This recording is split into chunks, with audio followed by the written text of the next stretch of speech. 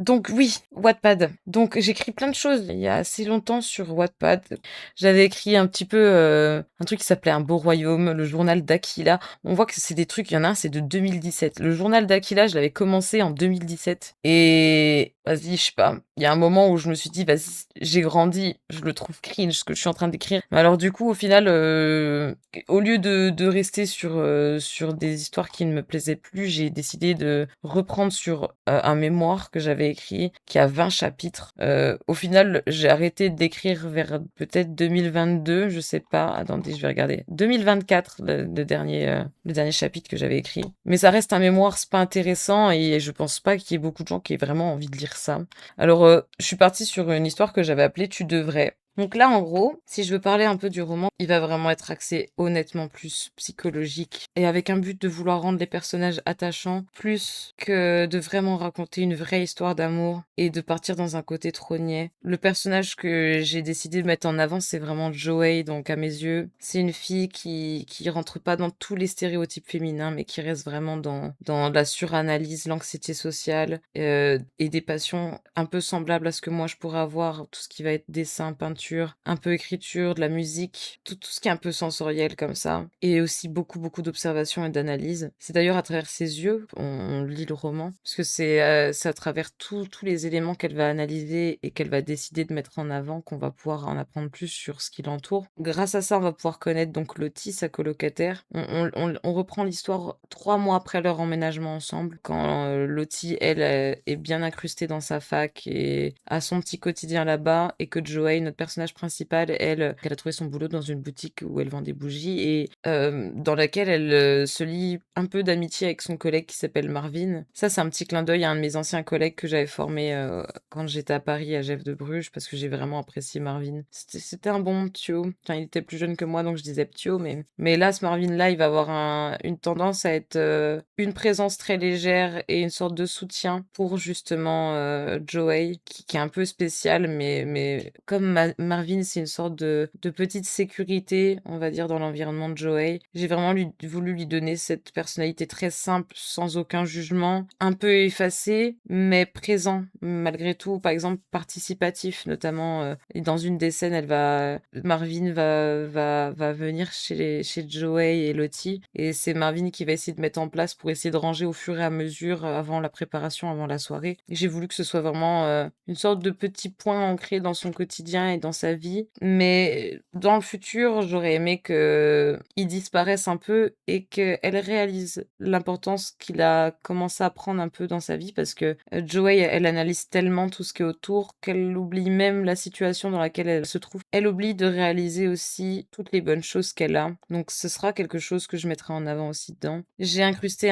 donc un troisième personnage qui s'appelle Ethan. Ethan, c'est un peu la même version que Joey, en version gars et en version encore moins émotionnelle. C'est-à-dire que il va être encore un peu plus condescendant, il va être un peu plus arrogant, mais il va être aussi un peu plus social malgré tout. Donc c'est-à-dire qu'il va avoir tendance à placer un peu plus de blagues, un peu humour froid, un peu... on ressent complètement son attention il va faire des remarques un peu déplacées sous le ton de la moquerie pour se sociabiliser, alors que Joey, elle a même pas ça, elle a même pas cette idée d'essayer de faire un peu de l'humour pour s'incruster. Elle a même pas encore découvert comment elle pourrait avoir envie de s'incruster et qu'est-ce qu'elle peut manquer dans les liens sociaux et tout ça. J'avais deux options, c'était soit je le faisais partir comme le plus gros connard et qu'elle fasse une fixette sur lui, ou soit au contraire, je le fais partir un peu entre les deux. Mais j'ai réussi à le rendre quand même attachant, et même elle finit par le supporter à la fin. Je sais pas encore qu'est-ce qui sera le mieux, mais je pense qu'on le saura très vite parce que je vois que mes chapitres ils avancent très bien. Et là, le dernier personnage que je suis en train d'incruster dans ce 13e chapitre que j'ai écrit aujourd'hui, c'est Arthur. Et Arthur, lui, c'est vraiment, comme j'expliquais, le vice complet, genre au niveau des personnages. Ça va être celui qui va introduire Joey, là, tout ce qui va être drogue, tout ce qui va être alcool, tout ce qui va être encore alcool. Joey, elle connaît ça un peu déjà. Sans forcément partir dans les soirées, mais elle a déjà eu une routine où elle pouvait se poser devant le PC avec une bière, par exemple. C'est vraiment Arthur qui va lui présenter un peu l'intensité, le côté exclusif, mais sans l'être. Il faut vraiment que ce soit lui une sorte d'ombre. À voir si ce sera le personnage qui fera le plus avancer Joey ou dans le futur ou non. Mais à mes yeux, je pense que c'est important d'avoir beaucoup de personnages qui vont lui apporter des précisions au niveau de ce qu'elle ressent. Parce que vu qu'elle n'a pas eu de contact vraiment en termes de sociabilisation, tout ça, elle s'est pas beaucoup intéressée aux autres. Elle n'a pas incrusté beaucoup de gens dans son quotidien. J'ai envie d'appuyer sur le fait qu'elle ne reconnaît pas ce qu'est l'amour ou ce qui pourrait être du moins une personne pour elle. Petit à petit, j'ai envie aussi que l'histoire, elle se décline sur quelque chose qui va partir dans la description, certes, mais aussi dans des trucs qui pourraient être de plus en plus trash. J'ai envie que vraiment il y ait des situations dans lesquelles elle se retrouve où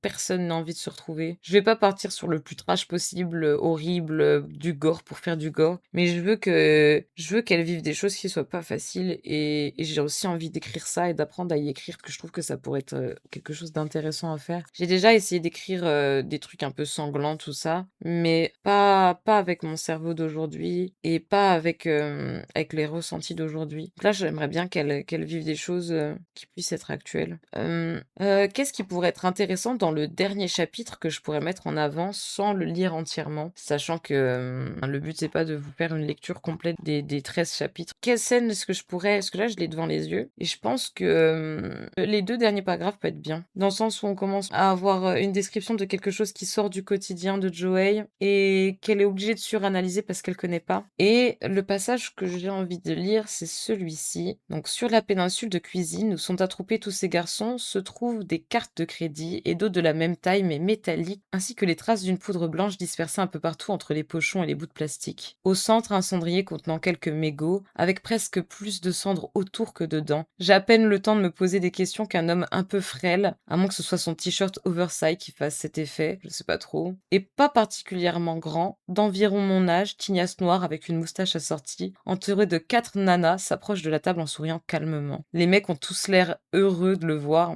et le saluent point contre point en lui faisant une place pendant que les filles restent en retrait derrière lui en sirotant leur verre. Il s'installe en sortant un sachet de plastique de sa poche, rempli de bonbons ou de médocs verts, et le balance devant lui. Le son ambiant s'atténue dans mon esprit pendant que j'ai l'impression que le temps ralentit étrangement, comme si l'instant présent était en train de se graver en moi. C'est ça, les fameuses soirées de Lottie. Je tente de me ressaisir en me rappelant que l'entièreté de la soirée ne se déroule pas juste autour de cette table, m'efforçant à ne pas me poser plus de questions. Je me redresse tout en frottant mon visage, puis me remets à surveiller ce qui se passe devant moi, mais je constate que le nouvel arrivant me regarde fixement. Son voisin s'est rapproché de lui pour me regarder aussi, pendant que ses lèvres bougent sans que je puisse vraiment percevoir ce qui en sort, me désignant subtilement de la main qui tient son gobelet. Mon sang se glace dans mes veines et je sens que je commence à m'affoler. Je détourne alors rapidement le regard, puis porte la petite bouteille en verre à mes lèvres avant que celle-ci ne se pose ridiculement sur la capsule que je n'avais toujours pas réussi à virer du goulot. Je me fige instantanément, attendant quelques secondes et examine la scène en face de moi en abaissant la boisson pour constater que 3 d'entre eux m'ont clairement vu faire, tandis que tous les autres commencent à suivre du regard pour finir par me dévisager en ricanant. C'est vraiment le tout début de la soirée. Là, Joey est arrivée avec Lottie et Marvin à la fraternité. Et il y a vraiment Ethan qui est arrivé en faisant une remarque en mode putain, t'as réussi à sortir ta colocataire glauque là. Ce qui n'a pas plu à Joey, elle a décidé de rentrer toute seule dans la baraque pour aller poser les bières et les chips qu'ils avaient ramenés à la soirée. Le but de la scène en question, c'est vraiment, avec tout ce que j'ai construit précédemment, c'est d'insister sur le fait que même un truc aussi con que ça qui pourrait arriver à n'importe qui et où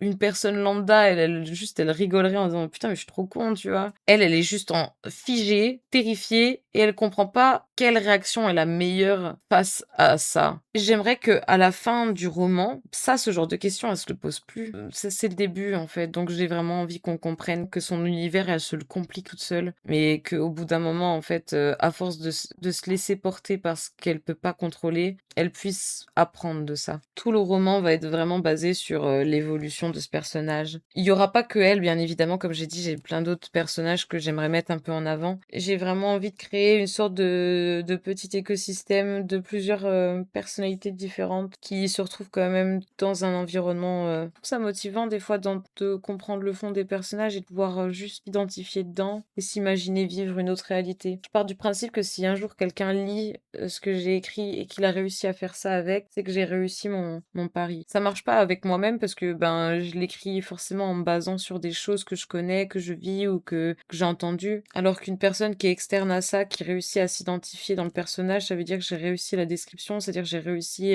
le fond du personnage. Pour moi, ce serait vraiment, l'essentiel derrière, quoi. J'ai quand même pris plaisir à passer, ben, presque 2 heures à en parler. Je sais que je suis un type de caractère qui ne peut pas plaire à tout le monde parce que j'apprécie quand les choses sont trop compliquées ou qu'elles méritent une analyse poussée. J'adore parler des choses qui prennent la tête, aux premiers abords, mais que, à mes yeux, je trouve important parce qu'une fois que tu as trouvé une conclusion à toutes ces réflexions, tu passes à autre chose et juste évolues. Donc même si je sais que c'est pas partagé par beaucoup de personnes et qu'on sera jamais nombreux sur ce genre de live un peu, psychanalyse, psychologie, je continuerai à les faire, au moins, je me sens mieux d'avoir laissé une trace quelque part de ça et je pourrais pas me plaindre à moi-même en disant: «Mais oui, mais tu pourras pas te plaindre que personne ne connaît si tu en as pas parlé». Là, au contraire, au moins, j'aurais pas de regrets là-dessus. Le monde du livre, c'est un monde qui est déjà très fermé et très, très niche. On est très peu de lecteurs et encore moins de trucs psychologiques ou ça. Donc je sais aussi que j'allais toucher à quelque chose qui n'allait pas forcément intéresser les gens dès le départ. Mais c'est pas grave, c'était pas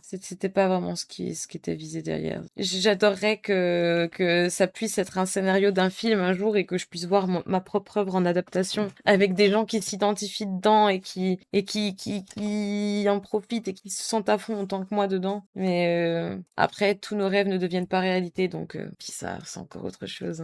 Si au cas où ça vous intéresse, il y a vraiment 13 petits chapitres entre, je dirais en moyenne 800 mots chacun. Donc normalement, mon pseudo, comme j'ai toujours tendance à vous dire, il est universel. Vous le mettez sur Twitch, vous le mettez sur TikTok, vous le mettez sur Instagram, vous le mettez sur YouTube, vous le mettez sur Wattpad, mais même sur X, sur ArtStation. En attendant, je vais vous souhaiter quand même une bonne soirée. Je vous remercie d'être passé. S'il y a bien un endroit où je peux à la rigueur vous demander du soutien au maximum, c'est plus YouTube que toutes les autres plateformes. Ah, j'ai des poils de chat partout. Ah, là, elle perd tout son pelage d'hiver. J'en peux plus. Reposez-vous bien. Merci encore d'avoir partagé avec moi. Ça m'a fait plaisir. Faites attention à vous. Merci encore 1000 fois. Et puis faites ce qui vous plaît. Franchement, c'est le principal.